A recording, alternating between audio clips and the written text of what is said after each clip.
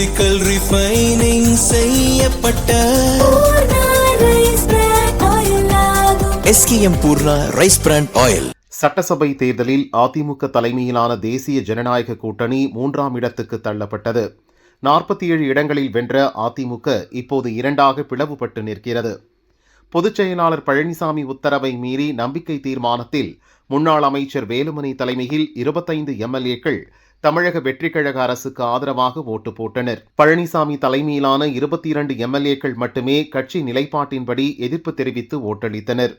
அதே நேரம் அதிமுக கூட்டணியில் வென்ற பாமகவின் 4 MLAக்களும் பாரதிய ஜனதாவின் ஒரே MLAவான ஊட்டி போஜராஜனும் வித்தியாசமான முடிவை எடுத்தனர்.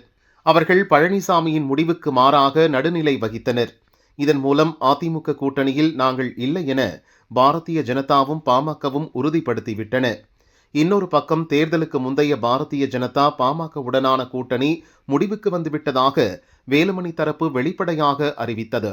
இதற்கிடையே பாமக நிலைப்பாட்டுக்கு பின்னால் பரபரப்பான பிளாஷ்பேக் இருப்பது தெரிய வந்துள்ளது.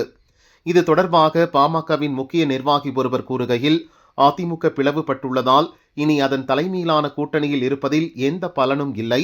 பாமக தலைவர் அன்புமணியை அவரது வீட்டுக்கே சென்று முதல்வர் விஜய் சந்தித்துள்ளார்.